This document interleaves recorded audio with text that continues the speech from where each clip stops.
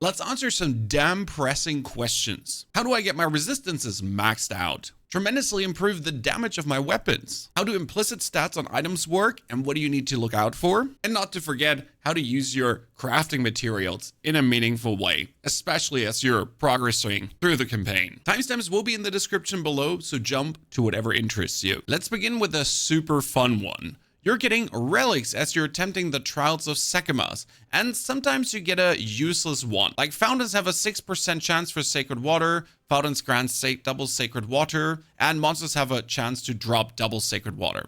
All three of them are bad. One thing everyone wants is maximum increased honor and honor resistance right now to do these trials. You don't have to throw the useless ones away though. You can recycle them. Go to your reforging bench, put all three of them in, and then just reforge them into a new one. Sadly, this one also turned out to be terrible. You can take the new one though, and two further useless ones, and keep doing this until you get honor resistance. And don't forget, this one has one stat right now. I can turn this into 2 resistances and also implicit stats, as these are kind of tied into each other. An implicit stat is the upper line here on every item, the 27 lightning resistance right now. Or on my belt, the 27% increased mana recovery from flasks. This bombard bow, grenade skills fire an additional projectile. These are implicit stats that items can have, and they cannot be changed. And that's super important when looking for your resistances, because these rolls are either max or min. This is a 20% lightning resistance ring, but it could go all the way up to 30%. So if I look now for crafting a ring, maxing out a ring, I might want to choose this one that has 27% lightning resistance already, or rather look for the one that has 28% out of the potential 30%. Instead of taking that 20% lightning resistance ring, wasting my crafting materials on it, and then being mad that it's only 20% and it won't increase. Now you might also ask, why are you keeping all these rings? That's actually pretty simple because of the implicits. I can now take 3 rings with a low lightning resistance, 20%, 24%, and also only 23%. And these 3 items I can bring to the reforging bench, and since they're the same type and the same rarity, I can combine them into a new ring. Now do keep in mind that if you combine these 3 now, it will always end up with the level of the lowest one. This is a 35, 20, and 19. If I reforge this, it comes out as a level 19 ring, or even 16. It goes lower. Now, as you can see, the 20% is lower than ever before, but it could have turned out to also be a full 30% lightning resistance ring. That's the risk you take with reforging, but I don't even have to now sell this ring or be mad at it. Now, if I find more of them, again, we can try to upcycle them to potentially get a better lightning resistance out of it. We'll talk about the resistances more in a second, but let me iterate on the implicits one more time. This is a chest, for example, that has chaos resistance baked in. It will always keep this 13% chaos resistance and then plus 36 spirit. No matter what I do to this item, no matter how far I improve it, it's going to get way more stats below spirit, but the chaos resistance stays. My chest, for example, does not have an implicit stat. I have just 6 different suffixes on it, and then on top, the bonus that I got from my runes. I do have one specific thing here, and that is 3 rune slots, where usually you only have 2 sockets. We'll get to that, no worries. On the topic of resistances, they can appear everywhere. If you then want to see the range of your specific stats, you just hold the Alt button. And you can see my cold resistance ring is 28 out of 30. That's amazing. And it also has +7 to all elemental resistances. And my other ring is, for example, lightning and fire. That's already a huge chunk of my resistances. Don't forget to factor on in these the actual free resistance you get from playing the campaign. In Act 1, you're getting cold resistance from Beira, and also maximum life and fire resistance from Candlemas. In that twice, in normal and in cruel. In Act 2, in the Spires of Dishar, you're getting bonus lightning resistance. And in Act 3, cruel, in the Venom crypt, you'll get the Venom Draught, and that gives you chaos resistance bonus. Where chaos resistance is the hardest one to get up. I'm stuck at 22% right now. The others, though, I got maxed out around level 70. Yes, it took me up to level 70 to get to this point. Now, resistances don't only appear on your rings. They're also on your chest, helmet, boots, gloves, everywhere. My number one recommendation here is to obviously try to get decent items, then add sockets to them as we have here. And with your runes, you can fill up the respective resistance that we're missing. The 12 lightning resistance, fire, and cold. That will help you tremendously in the mapping stage to not just die and die and die. Because that's how most of the death happened, to random elemental death due to not having enough resistances. Now you're going to say, but Pony, I don't have the materials to put more sockets in my gear. Not a problem. Start picking up more socket items from the ground, or even buy them from the vendor. That could be getting costly. That being said, whenever you get a socket item, doesn't matter if it's one socket or two, you go to the salvage bench and then just break it down. Boom. That's already an artificious orb, and I can put wherever I want another socket. And for the people still wondering about my 3 sockets here, you notice the keyword. The keyword says corrupted. Corrupting happens through vile orbs. You find them everywhere, and they will modify an item unpredictably and corrupt it.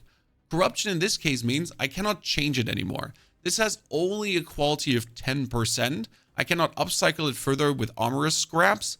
I cannot change a single stat. It is stuck now at the value it is at. I could, for example, corrupt these gloves and it might double a stat. The 24 intelligence could be 48 intelligence.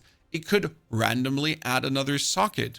It can do, well, unpredictable things that should technically not be possible, but just happen because, welcome, this is a vile orb. The general recommendation for using vile orbs is find an item like I have with my chest robe that is good, then craft it up the maximum way it goes, ergo add the most amount of stats, 6 in this case, then add 2 sockets and put runes in, and bring the quality all the way up to 20%.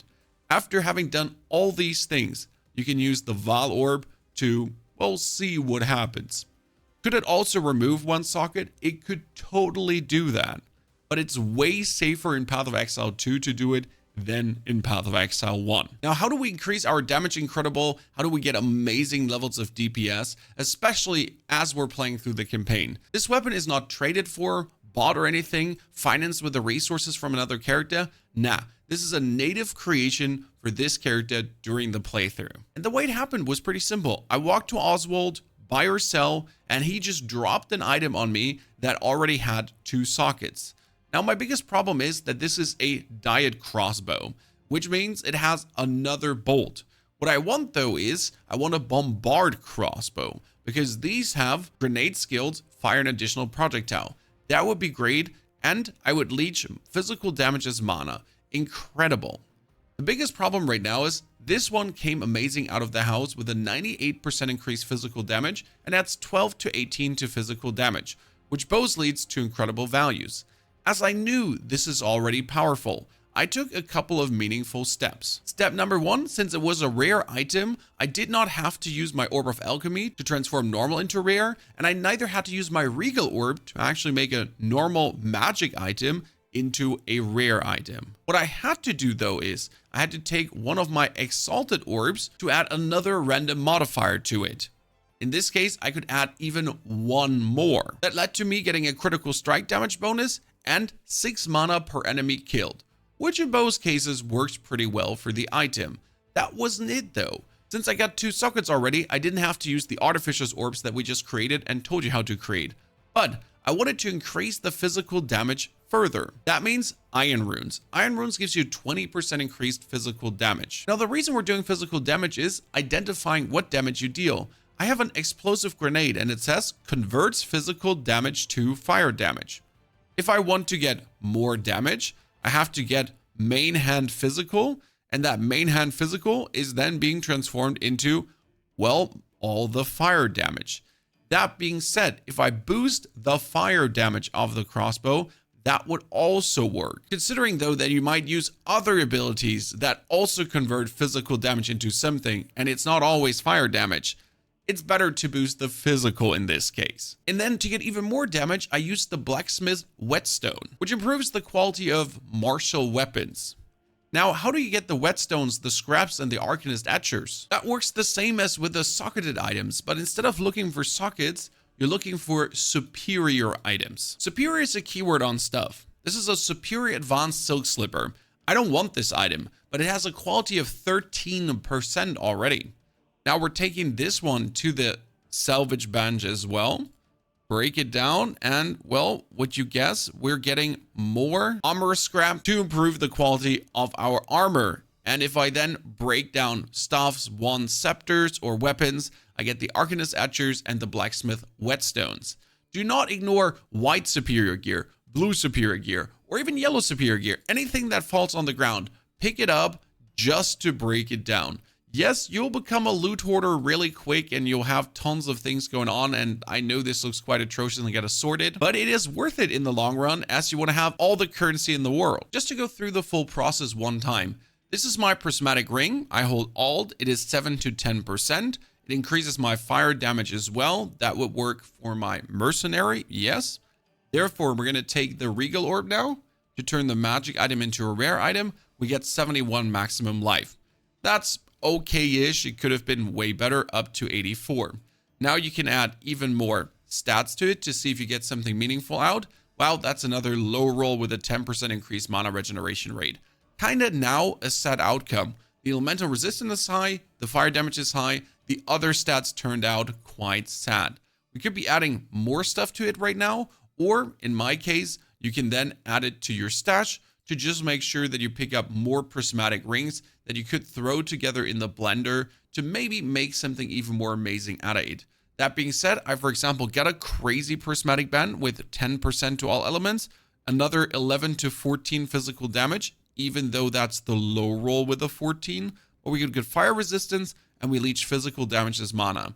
This ring already will be perfect for my mercenary as he hits level 41. It's crazy good. Now, if you don't want to completely luck out on upgrading an item, you could also go into your Essence tab and you'll have picked essences over time. And they do something specific. Upgrades a normal item to a magic item with 1 life modifier, for example, or with 1 defense modifier, cold modifier, fire, physical.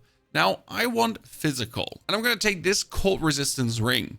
I now use the Essence of Torment. I'm going to bring the normal white ring over to a magic ring, and since it is a physical modifier, it could be the bonus physical damage or a simple 7.42% of physical attack damage leached as life. That's great. I could go for the outcome I was looking for. Now, I cannot use it again because it is already magic rarity, and in this case, we're going to put the thing back. We go for currency, use our Orb of Augmentation to add another random modifier, and always make sure to actually use the Orb of Augmentation before you then Regal Orb it. Now we would Regal Orb it again, follow up with the Exalted Orb as many times as we need to hit 6 different stats on it. But this one is obviously 22 out of 30 cold resistance, so further upgrading that one would be a mistake. General word of advice here, use your stuff. Don't you sit on it. This mercenary was doing great damage. I was sitting around with my normal Apocalypse crossbow. That one was great. It was helping me tons, but that's 500 damage. Then I get from the shop the better crossbow, and despite being 10 levels lower, due to the luck on the stats, instead of 500 damage, we're now seeing a 966 damage. And that's simply all due to us making it a better item. It will probably carry me until Act 2 Cruel before I have to even remotely think about swapping this one out, even though I desperately want to have a grenade crossbow. Most important is having an eye on your rings and your amulet, because if you get a good ring early on, like mine with bonus physical damage and physical damage, I have no problem in investing my Orbs of Augmentation that I find on the ground, or finding a white ring and straight up turning it into a magic item. Don't let your currencies go to waste. The only thing I would probably save up on is the Artificer's Orbs. I don't really waste them a lot. I wait until I get items that do actually have sockets on them to put my runes in there, but making sockets only in the case of something like the bow crossbow, which is currently at 19%. I might as well valid just to see what happens. Let's roll to another interesting topic. Your Gemcutter prisms improves the quality of a skill gem. The quality of a skill gem can be improved as the quality of your normal items. Now, obviously not every skill is worth it to be qualitied up. If you go hover over your skill and hold the Alt button, it will show you what happens if you increase the quality. That is currently a 10% increased cooldown recovery rate. Doesn't sound too amazing, does it? And it truly is not. This 10% bonus on the explosive grenade ain't worth it. The problem is with grenades in general, it's always shit. That's improved cooldown rate, improved cooldown rate, improved cooldown rate, improved magnitude of ignite, technically good. And for the Herald of Ash, it would be even more ignite. None of these abilities, I truly feel like I need to quality this up. Whereas for my sword, it looks different. If I quality up the Spark, for example, it's more projectiles. That's incredible more DPS. The Orb of Storms, instead of chaining 5 times, chains even more times. And my Archmage just gives me even more damage per 100 mana I have, where the Mana Tempest has its effect where it doubles my DPS almost, last even if I leave the Mana Tempest for another second. The quality up on this stuff is amazing. Compare this to a better recovery rate. Huh? Definitely double check before spending your Gemcutter's prisms here. Any more crafting tips you would like to share, drop it in the comments below. Any more questions you have, do that as well. If you're now looking for an absolute amazing Sorc build that is currently flying through the end game, have a good time. From level 1 to 70, all the explanations.